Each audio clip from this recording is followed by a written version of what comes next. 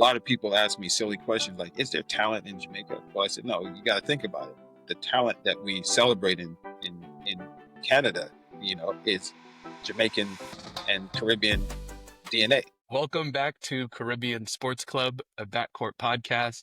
I'm your host, Darren Douglas, and today we have a very special guest. Wayne Dawkins is a social entrepreneur and the founder of P.H.A.S.E Basketball Academy in Jamaica, the premier platform for youth basketball development on the island. Welcome, Wayne. Hey, I appreciate you having me. Thank you, Darren. So as I was doing my research, I originally thought that you were a coach, but the more I've talked to you and learned, I realized you're more of a basketball architect and entrepreneur. So could you talk to us a little bit about how you see grassroots basketball and how you came about founding P.H.A.S.E Academy? I appreciate that because no disrespect to coaches out there, and anybody who desires and strives to be a coach, but that's not what I wanted to be. I wanted to be a community builder. I wanted to use basketball to bring my community together, elevate the community, create more opportunities for kids in the community. And, coaches don't create events. They don't create, leagues and things like that. They participate in them. So my thing is always, I want to create the all-star game. I want to create the league. I want to create that. Because once you can do that, now you're facilitating participation at a much higher level. You have a lot more control of what you can accomplish for the community when you're on the side of building the events and programs. I love that. It's a lot more tied to impact than it is to actually just what's happening on the court. Yeah, absolutely. Yeah. What year was it that you founded P.H.A.S.E, and how has it sort of grown to now? Because I know you have a youth league, you have an international travel team, you have a lot going on there. Since the early 90s, my first organization was Prep Stars, and that was my first introduction to running major events. And then from there, I did my own thing, Toronto Elite Development, and then I had a rival that ran a similar program, and we came together and we formed a program called Grassroots. And Grassroots is well known for Tristan Thompson, Corey Joseph, Mike Kabongo, Nick Staskis. Those are the players that came out of Grassroots. Then from there, I decided I really wanted more of a community emphasis within what I'm doing. So we left Grassroots, and that was probably late 90s, early 2000s, and formed P.H.A.S.E, which much more of a intention of developing a more holistic program. And then from there, Andrew Nicholson was drafted by Orlando Magic. He was part of that, and then the event started. Ran the longest running national high school all-star game in Canada, 6,000 kids in 2010 at the Air Canada where the Raptors play.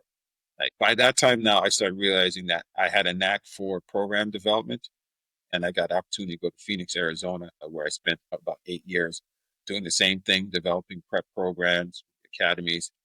Went to Africa, started an academy in Burundi. Awesome. Yeah, everyone thought I was crazy. Here I am, with 200 kids that speak French there. I don't even speak the same language as them, developing an academy. Eventually, I felt that that knowledge of how to build would be instrumental in helping Jamaica become a hub, for basketball. And I knew that an industry like basketball, if we could develop that in Jamaica, it would create so much opportunities for youth. And not just youth in the sense of individuals getting scholarships, but opening up sports tourism and bringing teams into Jamaica.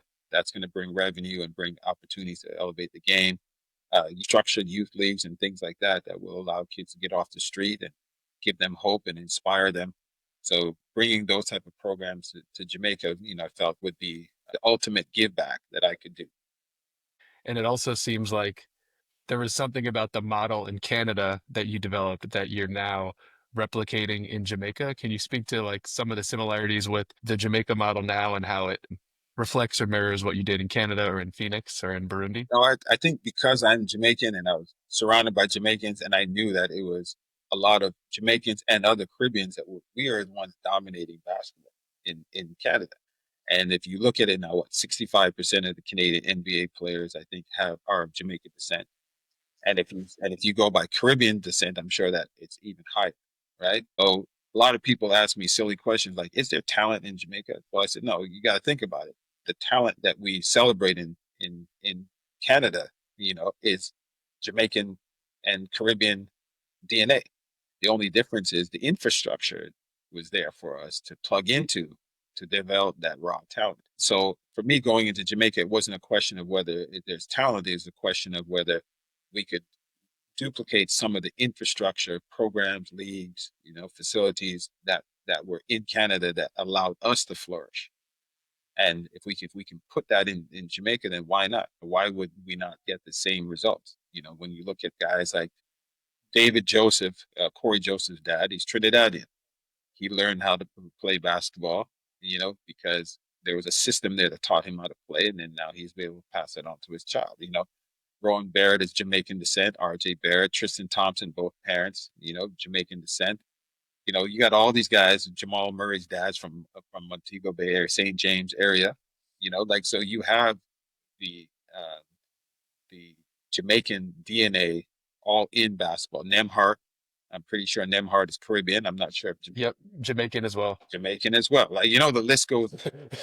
So for me, just because we say we're Canadian now, does not change the fact that our heritage, our DNA, what makes us special comes from the same pool of kids that are right there still living in Jamaica.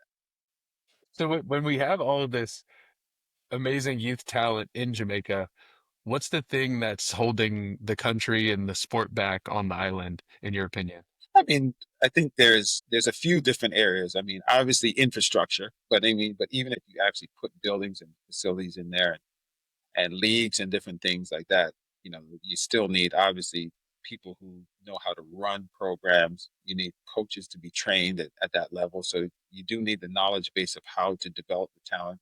But I think the big thing why you don't see that investment is the fact that Jamaica, like Africa for the longest time in the other Black Caribbean, it's been primarily an export country. When it comes to basketball talent. If a kid is 6'3", 6'4", 6'5", or something like that, and he's 12, 13, 14 years old, that time he's being exported. And if you think about it, like no one invests where the talent is being exported. I think why are you going to invest in putting in buildings and infrastructure to develop the talent in a place where you can just walk in there and take it? And the whole notion that, oh yeah, when they blow up and make all kinds of money, they'll come back and they'll give back. Give back ends up being a pair of shoes, a motivational talk, like things like that. But that's not infrastructure. That sometimes that just comes off like, they're just there for a photo op and they're gone. Because true give back is the ability to invest and support sustainable programs, things that are going Yeah, to produce long-term results. I can come there to Jamaica and give 20 pairs of shoes out. Kids are playing outdoors. Them shoes are done in like 2 weeks. outdoor is not the same on Exactly. the shoes or on the knees. Exactly. Right. But imagine if you get some of these guys with a lot of wealth and they come back and you actually build a facility and put a proper floor down and you cover it and allow these kids now to play in those same shoes, but on a proper surface indoors. That's what I feel like it's been missing. Jamaica's been an export country, and the understanding or the willingness to invest in sustainable long-term development projects. I mean, the evidence is just not there. It's a lot of one-offs, a lot of photo ops, a lot of discussions, and then nothing changes. Just to speak of something that is sustainable, can you speak to the project that you worked on the northern coast of the island? I came into Jamaica and there was no indoor wooden floor on the whole north coast. And you got to think about Negril, Ocho Rios, Montego Bay, no wooden indoor floor. There's a story of Jimmy Butler coming and he wanted to train and work out because he was staying in Montego Bay and there was nowhere he could go. And, that he'd have to go all the way to Spanish Town or to Kingston, and again, those facilities are not even worth the 2-3 hour drive for somebody of his caliber. So we found a floor that was donated by Boston University, and we leased that, and we put that in Montego Bay Community College. And by putting that in there, now it's the only indoor wooden floor on the whole North Coast. But look what it did. Right away, as soon as we put that floor out down and sent the video out, we get a call from Draymond Green's people. and they're on their way to Cabo. They turned their private jet around and they're in Jamaica now. Right away, it attracted high caliber people, but also too, it opened up our sports tourism because now we're able to host our AU tournament that we do in August, the Jam Rockers tournament. And this year, Team Takeover, number one AU team in America, will be returning to come back. Awesome. Teams from Canada, teams from Trinidad. Now we're able to host events on the North Coast, which ideally is where most North American teams will want to be, and playing indoors, not outdoors. We're not going to attract high quality teams and high level teams to come and play outdoors, even if it is Jamaica. So a decision like that and a move like that, you know, was something, an example of doing something that will allow sports tourism to develop, which is a huge industry, obviously. It's Yeah, you're speaking my language. It's a perfect match, a sports tourism in Jamaica. perfect match. But guess what? You need a proper facility. Absolutely. That's the biggest barrier. Yeah, and some sustainable things that we've done is indoor youth leagues. High school basketball in Jamaica is predominantly just outside. These kids just play outside in the rainy season from October to February. They may get a dozen games in with all the rain delays and everything. So, we said, all right, we'll use, it's not the greatest gym, but let's start an indoor youth league. And now kids can play consistently without rain delays. We can increase the number of games they can play in a shorter period of time.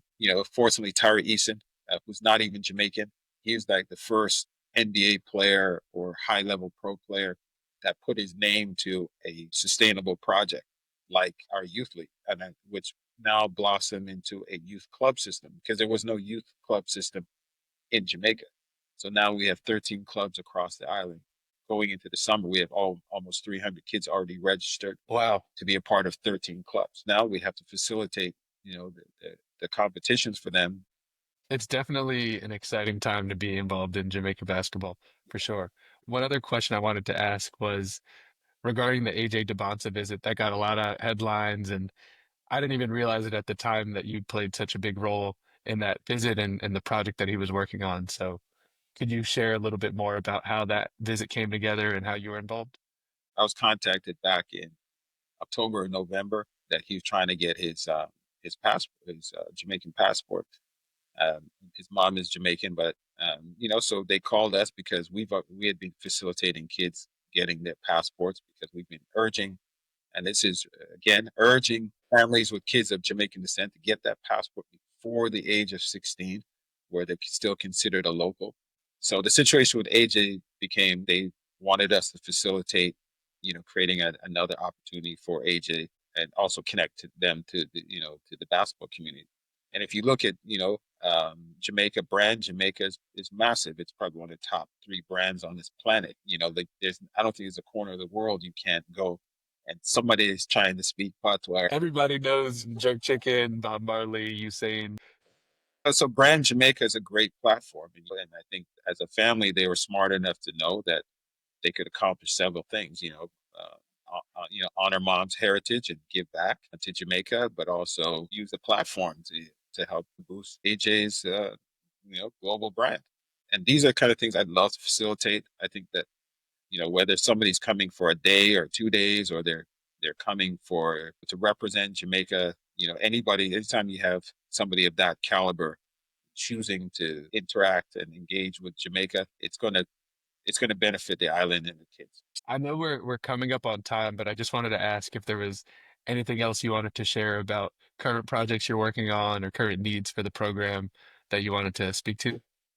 In the perfect world, I would love to see someone leave a legacy, put their name on a building, a facility, a bus. Transportation is a big thing. If you're of Jamaican descent, leave a legacy. Be the first to put a facility or something that can change the game forever for kids in Jamaica. Do that.